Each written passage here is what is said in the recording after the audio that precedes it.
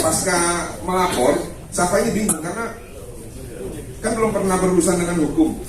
Kebetulan ada staff saya, asisten saya juga di kantor, namanya Ruben Simamora. Ini punya teman di salah satu organisasi Debat Kita Bernaung, mengatakan bahwa ada artis nih korban pemukulan terhadap pacarnya. Kebetulan pada saat itu saya lagi liburan di salah satu rumah makan di Puncak. Saya juga baca tuh beritanya di Detik ya, ada korban pemukulan pacar. Saya bilang, waduh, kok perempuan cantik seperti ini dipukul? Sadis bener ini orang, main pukul-pukul begitu aja.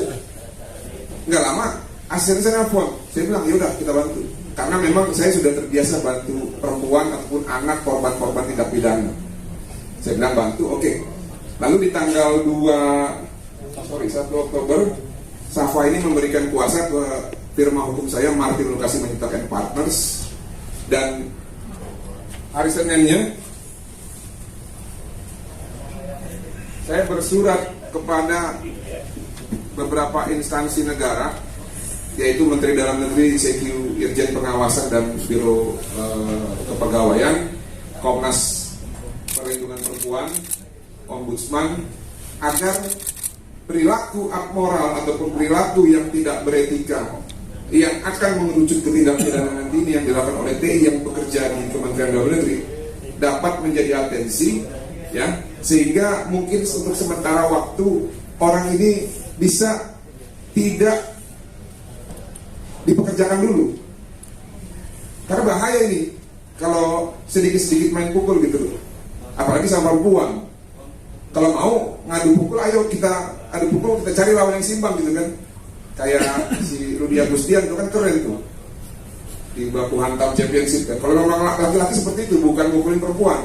Nah makanya di sini kita meminta terkait adanya dugaan pelanggaran kode etik ataupun tindak pidana, sehingga si pelaku yang memang bekerja di Kementerian Dalam Negeri ini bisa diberhentikan sementara ataupun segera ditindak sesuai dengan proses-proses yang mungkin nanti ujung-ujungnya adalah pelanggaran etik.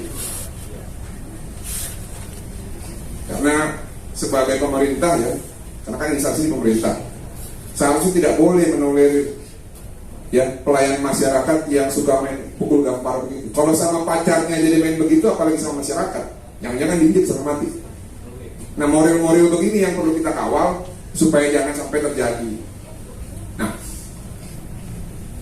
proses terhadap pelaporan yang dilakukan oleh Safa Marwa ini di Polsek Menteng sudah masuk ke tahap pemeriksaan saksi-saksi, penyerahan bukti surat, lalu terakhir juga ada security yang diperiksa segala macam itu ya, pemantauan CCTV, sehingga dalam waktu dekat seharusnya ini sudah ada terbit undangan untuk si terlapor ataupun calon tersangka.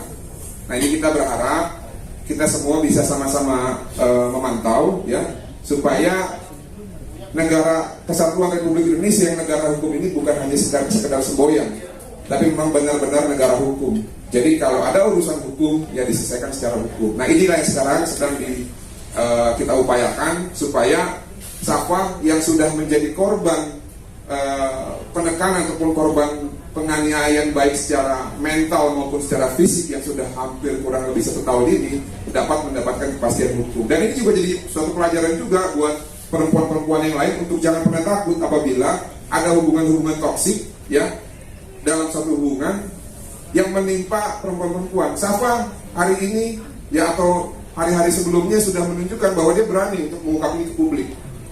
Kita berharap ada perempuan-perempuan lain nanti yang akan berani. Saya juga punya klien namanya Burina Kosasi. Dia juga menjadi salah satu korban juga. Mungkin teman-teman tahu ini yang sedang kita tangani ya bersama rekan Kamarul Simanjuntak. Ini juga ada contoh lagi selain Burina. Korban-korban penganiayaan ataupun kekerasan fisik dan mental berani speak.